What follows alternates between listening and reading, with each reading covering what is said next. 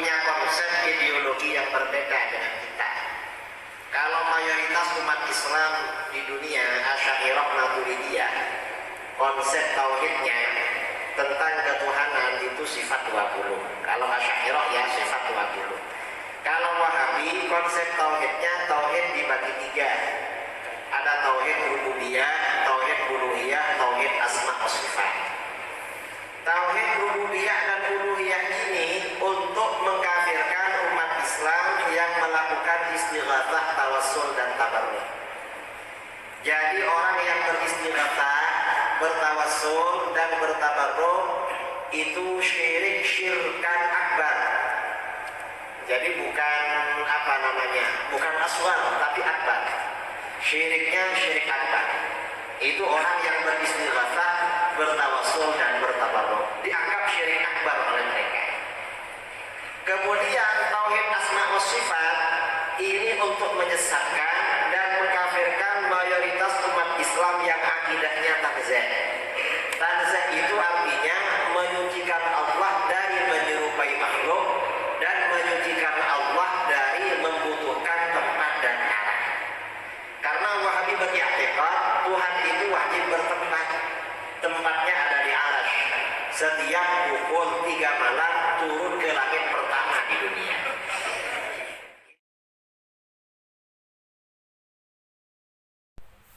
Assalamualaikum warahmatullahi wabarakatuh. Kembali bersama Zulkarnain Al-Maduri.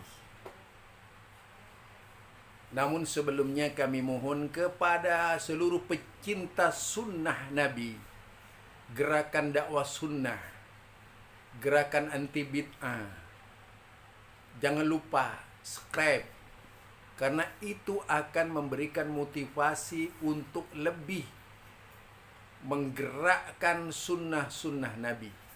Tujuannya tidak lain agar sunnah Nabi menyebar di mana-mana. Tentu semuanya kita tidak akan rela kalau bid'ah yang menyebar di mana-mana. Karenanya perlu ketegasan seorang YouTuber yang punya keinginan besar menegakkan sunnah di mana-mana. Ya, hanya orang-orang yang punya keberanian yang diberikan oleh Allah Subhanahu wa taala yang bisa menyampaikan petuah-petuah sunnah dari nabinya, perintah Allah Subhanahu wa taala kepada nabinya Muhammad sallallahu alaihi wasallam. Yang akan kita angkat kali ini ya berkaitan dengan sosok Idrus Ramli yang terus nguceh, tidak pernah berhenti berbicara bid'ah, menyebarkan bid'ah. Kita tahu kalau menyebarkan bid'ah itu sudah menjadi agama bagi mereka, maka bid'ah itu dianggap kebenaran. Bid'ah itu dianggap perintah agama, bid'ah itu dianggap wahyu, bid'ah itu dianggap hadis, bahkan lebih sahih dari hadis Nabi. Kadang-kadang para pengagung agama bid'ah ya seperti itu. Karena mereka tidak bisa menerima amalan-amalan kecuali jika diasaskan kepada bid'ah. Kalau sunnah dari Nabi itu seolah-olah menurut mereka ini tidak jelas gitu. Mereka akan banyak melakukan pemberontakan terhadap sunnah-sunnah Nabi. Ya sebagaimana Dzul Khuwaisirah ketika disuruh tegakkan sunnah pembagian harta perang, harta rampasan perang, yang membangkang keadilan Rasulullah sallallahu alaihi wasallam itu Dzul Khuwaisirah. Ahlul bid'ah seperti itu berpikirnya. Tidak sempurna agama ini kalau tidak diamalkan secara bid'ah. Itu ya.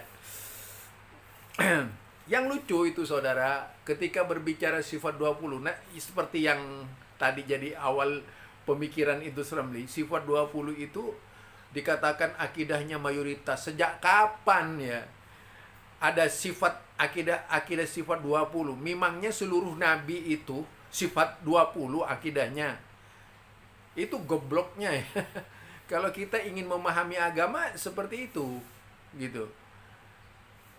Nabi-nabi tidak ada satupun yang bersifat 20. Tadi kalau dikatakan akidah mayoritas, sejak kapan gitu? Akidahnya Nabi Muhammad sallallahu alaihi wasallam itu bukan sifat 20. Justru pada waktu itu akidah Nabi Muhammad sallallahu alaihi wasallam menjelaskan kepada umat ini mana yang halal, mana yang haram, mana akidah syirik, mana yang akidah yang tidak syirik, mana yang tauhid, mana yang syirik, kan begitu. Tetapi kalau Idrus Ramli tidak ingin disyirik-syirikkan, ya jangan berbuat syirik. Umat-umat Nabi dahulu kala itu bukankah mereka Islam? Kalau dikatakan umat Nabi Ibrahim bukan Islam, itu salah kaprah. Mereka Islam, umat Nabi Ibrahim. Umat Nabi Ismail juga Islam. Tetapi mengapa kemudian mereka ini banyak melakukan kemusyrikan? Ya tadi itu, secara rububiyah memang seperti itu. Ini yang lebih diakui sebenarnya. Jika tidak, bagaimana mungkin para nabi-nabi itu diturunkan oleh Allah Subhanahu wa taala meluruskan akidah yang bengkok tersebut? Permasalahannya memang wasilah itu. Sebagaimana firman-firman Allah terdapat dalam tafsirnya Ibnu Katsir, tadi itu dikatakan At-Tabari ya, tafsir Ibnu Jarir At-Tabari misalnya, menjelaskan berkaitan dengan yaitu ayat-ayat yang melarang tawassul, dalam pengertian tawassul yang dilarang secara syar'i. Lah, kalau di zaman Nabi dahulu kala itu kan banyak umat soleh dikultuskan oleh mereka. Itu yang dilarang oleh Allah Subhanahu wa taala ketika itu, sehingga turun ayat yang memerintahkan meninggalkan tawassul semacam itu gitu. Jadi pengharaman tawassul itu memang tidak mutlak. Tawassul kepada nama-nama Allah itu tidak. Kenapa? Kalau bertawassul ke nama-nama Allah itu dibenarkan oleh agama, jadi tidak diharamkan, tidak disyirikkan, karena itu ajaran tauhid. Yang dijadikan tawassul adalah nama-nama Allah sendiri. Fad'uhu biha. Jelas sekali, berdoalah dengan bertawassul kepada nama-nama Allah. Itu perintahnya. Tidak ada fad'uhu bil kubur, fad'uhu bil mayat. Enggak mengatakan begitu. Berdoalah dengan menggunakan wasilah orang mati, berdoalah dengan menggunakan wasilah orang yang di dalam kubur. Enggak begitu dari Rasulullah sallallahu alaihi wasallam. Ada hadis, walillahil asmaul husna fad'uhu biha. Allah itu memiliki nama-nama yang baik, fad'uhu biha, yaitu bertawassullah dengan nama-nama yang baik itu. Ar-Rahman, Ar-Rahim, Al-Malik, Al-Quddus, As-Salam, Al-Mu'min, Al-Muhaimin, Al-Aziz, Al-Jabbar, ila akhir. Itu yang dibenarkan. Nah, kalau tadi ditanya sifat 20 itu adalah akidah tauhidnya kaum mayoritas. Mayoritas yang mana? Nabi Muhammad tidak berakidah 20, para sahabat tidak berakidah 20, para tabi'in tidak berakidah 20. Tiba-tiba muncul Asy'ariyah mengatakan mayoritas yang mana? Itu lucu namanya, itu Idrus Ramli itu. Karena yang dipakai itu cara berpikir tumpul. Bagaimana ada sifat yang diciptakan oleh manusia lalu dituhankan sebagai undang-undang mensifatkan Allah. Ini sangat keterlaluan. Itu sifat 20 itu karangan manusia, bukan karangan Allah, bukan karangan Rasul. Artinya kalau menggambarkan Allah dengan sifat 20, yang menciptakan Allah itu ya Asy'ariyah itu. Allah menurut Asy'ariyah, artinya gambaran Allah itulah yang dibentuk oleh Asy'ariyah. Ini fatal banget dalam tauhid ya, ketika Allah dipersepsikan 20 sifat. Salah besar itu.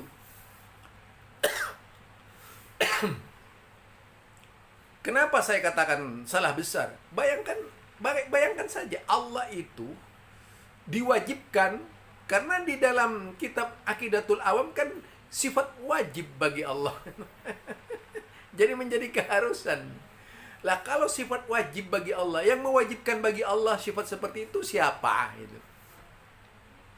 Itu pertama, itu Asy'ariyah jelas sekali. Yang mewajibkan bagi Allah, Allah wajib melaksanakan sifat menurut yang dikarang manusia. Ini kan lucu banget gitu namanya. Nggak masuk akal. Nah disitulah kemudian apa? Nabi tidak pernah. Coba, dari nabi-nabi dahulu ada nggak? Dari nabi-nabi dahulu itu yang mengangkat sifat 20 itu. Berarti bukan akidah mayoritas itu, bukan tauhid mayoritas. Saya lebih suka mengatakan itu tauhid khalaf dari kalangan Asy'ariyah yang mirip-mirip Mu'tazilah. Wong dari Abu Hasan al-Asy'ari saya cuma 7, berarti ciptaan ya. Tauhid 20 itu ciptaan, rekayasa, buatan, made-in Asy'ariyah. Bukan datang dari Allah, bukan datang dari Rasulnya. Tetapi sifat-sifat yang dibuat untuk Allah. Di sini kesalahannya. Jadi sifat-sifat yang dibuat untuk Allah. Bukan sifat dari Allah, bukan. Sifat-sifat yang dibuat oleh manusia untuk Allah. Allah ditetapkan harus berada di sifat 20 menurut Asy'ariyah. Ini lucu ini. Artinya karena gambaran-gambaran tadi, yaitu tadi takut tatsim dan sebagainya, lalu ngarang-ngarang berdasarkan konon katanya ijtihad, lalu lahirlah sifat 20 tadi. Yang mana hal ini lahir dari Maturidi. Jadi Abu Mansur al-Maturidi, sebagaimana yang tertuang di dalam kitab Aqidatul Awam itu, akidah mimpi. Jadi mimpi dilegalkan sebagai akidah. Itu akidahnya Idrus Ramli. Jadi akidah mimpi namanya itu. Nah,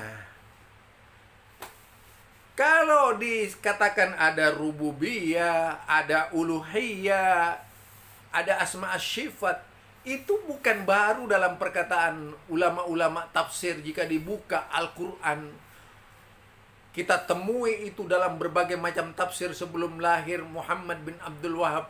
Kata-kata rububiyah, uluhiyah, Muhammadiyah, itu ada semua dalam kitab itu. Asma wa sifat ini adalah bab khusus dalam kitab Imam Baihaqi itu. Bab khusus dalam kitab I'tiqad Ahlus Sunnah Ibnu At-Tabari al-Lalkai itu. Jadi bukan bikinan-bikinan ya. Nah, jika kita lihat munculnya rububiyah sebagaimana yang disuarakan oleh Syekh Muhammad bin Abdul Wahab, nah kita padukan dengan suara-suara sebelumnya dari mufassir-mufassir, itu akan menemui banyak kata rububiyah di sana. Kemudian kalau di dalam istilah tafsir memang tidak disebut uluhiyah, tapi disebut ilahiyah. Artinya sama kedudukannya itu. Sedangkan asma sifat juga menjadi bab-bab tersendiri dalam berbagai kitab hadis itu. Jadi bukan masalah baru, tapi sudah masalah lama itu. Mengapa kemudian Idrus Ramli mengatakan itu tidak mayoritas? Yang mayoritas yang 20. Sejak kapan? Kan pertanyaannya begitu.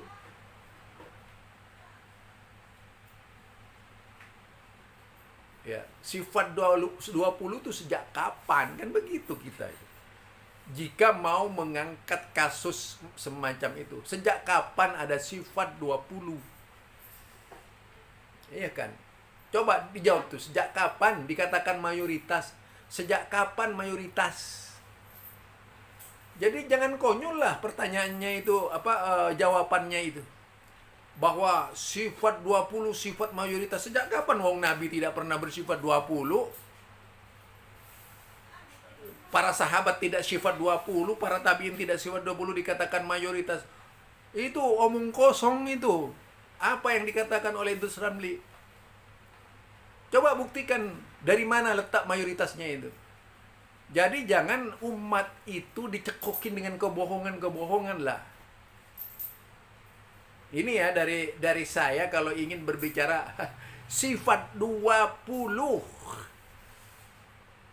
Jelasnya sifat 20 ini adalah akidah karangan, kompilasi dari pemikiran Asy'ariyah. Tidak lahir dari Abu Hasan Al-Asy'ari. Kenapa tidak menyebut ini adalah pengikut Asy'ariyah beneran? Di kitab apa Imam Asy'ari mengarang sifat 20 gitu? Sejak kapan? Artinya Asy'ariyah yang ngarang-ngarang. Jadi ya, itu. Kemudian Abu Hasan Al-Asy'ari, kalau melihat teologinya Idrus Ramli itu yang lebih pada akal-akalan itu ya. Di dalam menghantam arsy itu akal gitu kan. Itu jelas sekali menunjukkan akidahnya Mu'tazilah. Berkali-kali saya katakan itu Mu'tazilah, bukan ahli sunnah. Takwil-takwilnya juga sudah dikatakan itu Jahmiyah dia itu. Dia karena menafsirkan itu. Abu Hasan Al-Asy'ari sendiri mengatakan ketika istiwa ditafsirkan, ditakwil dengan kahara dan malak, itu adalah pemahaman Jahmiyah. Sejak kapan ada Ahlus Sunnah berakidah Jahmiyah seperti Idrus Ramli? Sebagaimana yang dikatakan dalam YouTube As-Saibah itu bersama Kah Abdus Somad. Jadi makin jelas akidahnya Idrus Ramli itu kalau dia itu Jahmiyah bukan Ahlus Sunnah. Ya, sebagaimana yang saya katakan, dia nanti akidahnya bikin sendiri, Romalia Idrusiyah gitu. Jadi akidah Idrusiyah, akidah mayoritas kelompoknya Idrus. Aduh, ngedebrus. Itu saja menurut saya. Mudah-mudahan Allah Subhanahu wa taala memberikan bimbingan kepada siapapun yang menginginkan akidah yang lurus, kepada siapapun yang ingin petunjuk dari Allah, supaya berakidah sesuai dengan Al-Quran. Berakidahlah dengan akidahnya para nabi. Berakidahlah dengan akidahnya para sahabat. Berakidahlah dengan akidahnya para tabi'in. Jangan berakidah dengan kelompok kholaf. Kalau ingin lurus, berada di atas Al-Quran, As-Sunnah. Apalagi kalau melihat proses Abu Hasan Al-Asy'ari, itu belum jelas apakah dia Ahlus Sunnah atau bukan.